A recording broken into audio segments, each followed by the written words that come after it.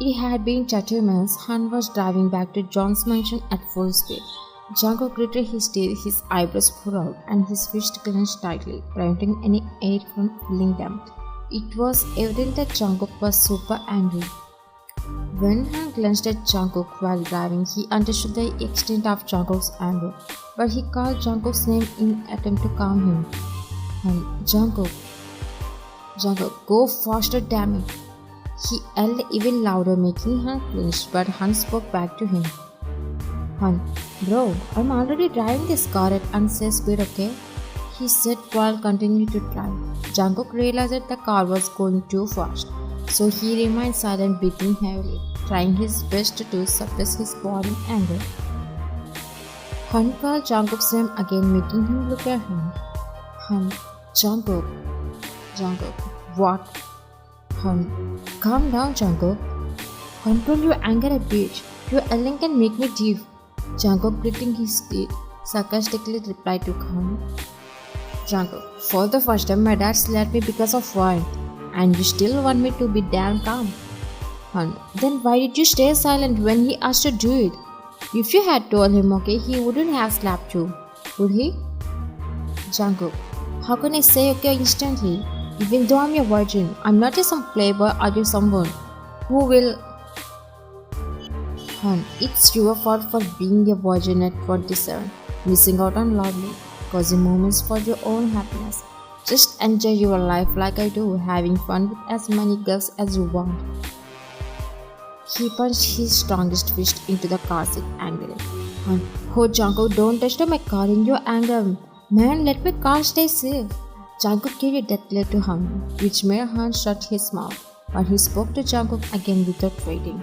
It's very common for Han to always speak to Jungkook. Han, Jungkook, even if you say okay to him, he might still get angry at you, you know? Jungkook, why would he? Han, you told your dad you have been doing since your marriage with Boy. But why did you skip that matter? You even treated Boyan's injuries. So guess what? What would he do if he finds out? Raised his eyebrows. Then Jungkook's anger faded instantly at Han's question. Even Jungkook didn't know why he hadn't let his dad know about this matter.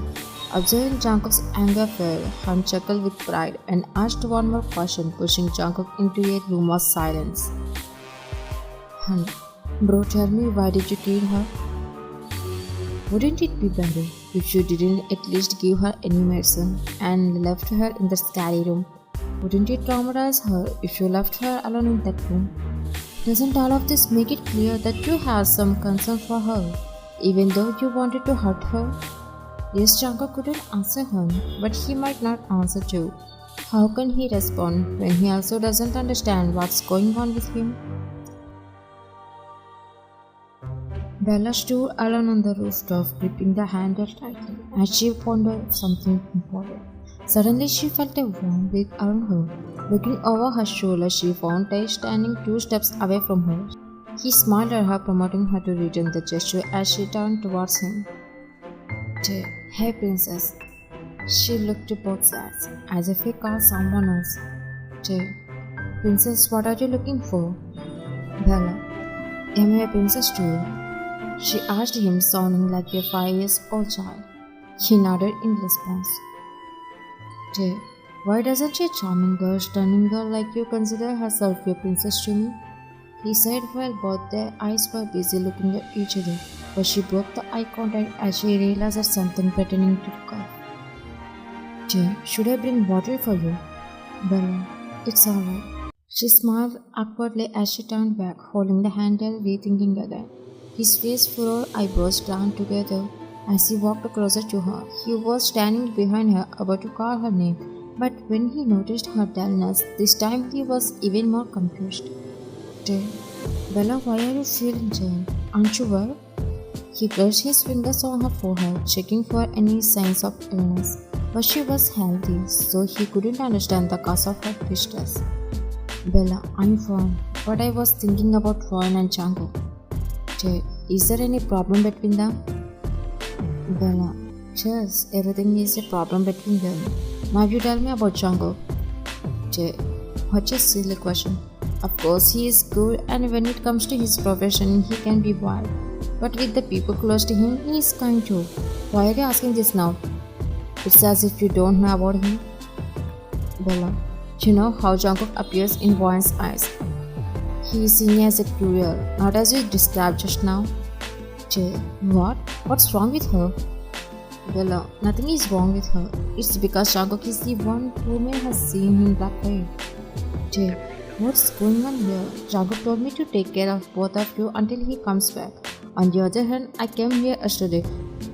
But whenever I approach her to talk, she immediately hides herself from me, as if I can eat her right away. I also don't know what's actually going on with her. About her family too. But it's a forced marriage with Jungkook. I don't know why he married her. But she is scared of Jungkook too much. Maybe that's why she is acting like this. Jay, are you kidding me? How could he marry her without her consent?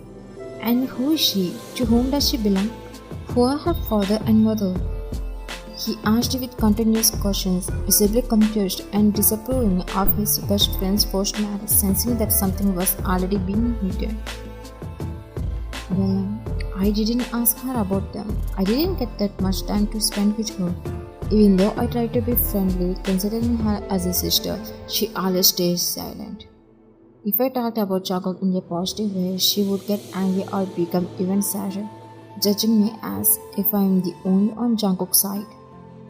She pouted but they kept on the side of her cheeks with a gentle touch, causing her pout to disappear. Speaking positively about Jungkook can make her absolutely think that you are on Jungkook's side. Don't worry, Bella. I'm here. I'll get to know everything.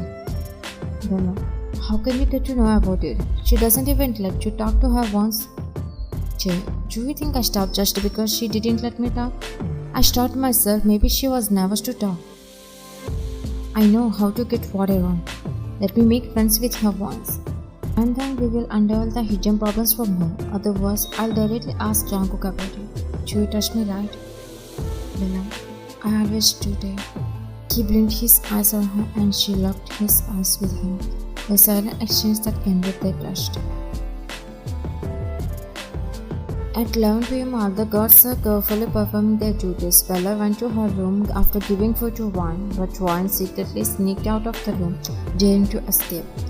She hid herself, walking slowly, taking careful steps to avoid being noticed by any guards nearby. In the dim light, she moved as delicately as if walking on the flowers, but her heart raced with each calm step, while the echoes of Jungkook's warning are still playing in her ears. And she wondered what he would do if he found her, what it would be like if he caught her. Even though she has so much fear, she still chose to dare to escape from him. She again chose to refuse his commands. Just as she did before, even though she got punished by him, she chose this path once again. Now she could see the entrance of it mansion with iron gates. She sighed, thinking she was about to reach her goal, but her expression turned to upset when she noticed 4 guards, wide awake and on duty, stopped on the mirror. She wondered how to escape without alerting them. Then she recalled the plan. What if she disguised herself as one of the maids? By hiding her face, she hoped to go unnoticed and smoothly make her exit. But suddenly she heard a deep male voice calling her. The tone made her go numb as she wondered if it could be her husband. As the man approached, revealing his face, she parted her lips, releasing a small breath, attempt to convey indifference. Jay, what are you doing here? She looked around fearfully, wondering if they would understand she was trying to escape and if he would hurt or lock her. Jay, Mrs. Jong, I'm trying to talk to you. She reluctantly responded immediately, as she didn't like it when he called her that. Why, don't call me that. I puzzled, unsure whether he should be glad she spoke to him at least now, or if he should ask again why she didn't like it when he called her that. But he understood to some extent the reason behind her dislike, given the forced nature of the marriage to Wine. Okay then, Wine, what are you doing at this time? You are supposed to be in your room sleeping. Why are you here? She was confused trying to think of an excuse to make him leave. One, I'm not sleepy, that's why I'm wandering around. Two, wander in your room then. It's cold here, One. You'll catch a cold. One, I can't. I'm feeling sick in the room. I want some fresh air to calm myself. I need to roam outside to free myself here. I'm struggling within four walls. Jay, so you want to go outside? She nodded. He recalled what Jungkook told him, so he wasn't supposed to allow Wine to go. But he needed to get to know her, so he planned something too. Jay, well you can. Well, really? She couldn't believe it. Jay, not alone, but with me. Oh no, how can I escape if he is around with me? But wait, at least I can go outside after a long time. I need to use this opportunity and distract him somehow. I'll be free from this hell before Jungkook comes back. Jay, what would you say, Wine? She nodded nervously in her eyes. Don't be nervous. I won't eat you on the way. He chuckled, but she didn't react, silently looking at him.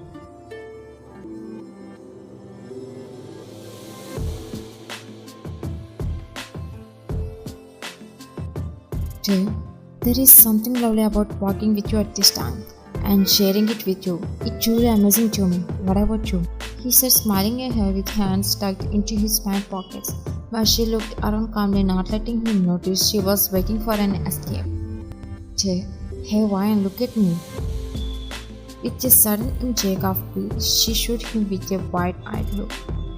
Jay, hey, I just wanted your attention. Look at me in a normal way, not with a serious look. One, why do you want my attention? As if I am someone you can just say to whenever you want. Jay, that's not my intention, but I just want to know about you, that's it. She looked away as she was walking, about to pass him, but he matched her pace, walking behind her. Jay, why you can trust me and tell me about you, please? She started walking, gazing at him, with the hint that she is not going to believe him. Jay, why don't you trust me when I trust you? One, when did you trust me? Jay, you aren't allowed outside because you can run away. But I trust you, that's why I'm allowing you. Why? Then why are you coming with me? Do you suspect me of something? Jay, not at all. I'm coming with you for your safety. There might some bad guys around who could pose a threat to a girl like you. Then she felt Dave was concerned for her, but she didn't let him know that. Why do I need to tell you, when I already know you are Jungkook's best friend? I have the knowledge that even if I tell you all my story, you will only on Jungkook's side, not on my side. Sadness reflected in her eyes. He felt it, then he stopped her from walking her way. She froze as he closely looked into her eyes.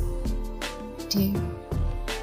Of course he is my bestie, but if there is something wrong with him, I won't remain silent and let him continue down that path. I can confront him. I can make him change if necessary. It's my responsibility to help him find the right one. A true best friend isn't just there for success. They play a role in guiding for what's truly good for them. I swear you can trust me. I swear I won't on be his side or yours, but I'll stand with whoever isn't in wrong here. His sentence was cut off when she started speaking. One, I don't know why he chose me for marriage. I didn't even know him until one day before the marriage. My dad had arranged my marriage with someone else. But he suddenly disturbed my dad's gang with his own gang, and he warned me he could harm my dad if I didn't marry him, so I agreed to what he demanded. What? He closed his open mouth with his spark in shock, trying to believe what she said. It makes no sense to believe in this, listening to what you said. Did he maybe fall for you and that's why he married you? Or is there any reason? He asked confusingly, lacking even in a trace of confidence because he couldn't find any love in this situation. But she is looking at him as she also doesn't know. Wait, did he force you to, by any chance, Juan? Is that why he wanted you? She looked at him confused and shook her head, then he sighed. Oh, Jungkook, for a second you scared me, thank God. He said relieved, while thinking Jungkook didn't go that far in his married life. One, what thank God? He abused me, even beat me badly. He might not have forced me, but that doesn't mean he was a good person. Did he? One. And his phone started ringing, so she cut out her sentence. Hey, I'm sorry, it's Jungkook's father. He answered the call, taking a few steps away from her, starting to speak on the phone. She didn't hesitate for a second to run away. Just when he turned back, he didn't see her. His eyes widened in shock. He cut the call and called her name tensely, but he got no response. Oh shit, did she just run away from me? He gripped his head in full shock. Why did you do that over something so stupid? He went searching for her intention, worried about the possibility of her being attacked by any rival gang of Jungkooks or harassed by trembling guys. Hun, bro, everything happens for a reason, you know. Jungkook, Hun, can you stop talking as if you were my dad's age? He rolled his eyes, but Han was about to say something. Suddenly, Han screamed and she kicked the car's sudden brake to avoid hitting someone crossing the cardboard midway. Jungkook, about to fall forward, stopped his body, shielded both hands in front of him. Hey, do you wanna die under my car or what? He screamed, not seeing the person. Jungkook gritted his teeth and opened the car door. Jungkook, no Han, they are going to die by my hands right now. Han, oh no, Jungkook, don't. When Jungkook got out of the car, he saw a girl with her face covered by long hair. But as the cold weather blew against her, her face became visible. Her hairstyles flying in the air. Then his eyes widened as he realized that it was his wife. There was no explanation. Having successfully escaped from him, she was in a hurry, not knowing where to go. Her only concern was to meet her grandma. While crossing the road the wrong way, Hanska suddenly came at a jet speed, but stopped just one step away. She closed her eyes, expecting the worst, but when she opened them, she saw her devilish husband staring at her with burning eyes. She felt almost dead inside. And Ryan, is that you? He said unbelievably while her chest was rising and falling rapidly. His burning eyes focused only on her. Understanding what would happen under his gaze, she dared one last time to fly. Her only intention was to escape, so when she turned back to him, he didn't let her. In a matter of milliseconds, he grabbed the back of her neck, bringing her to stop. It's too late, baby girl. Prepare for a punishment that will haunt your nightmares, sending chills down your spine.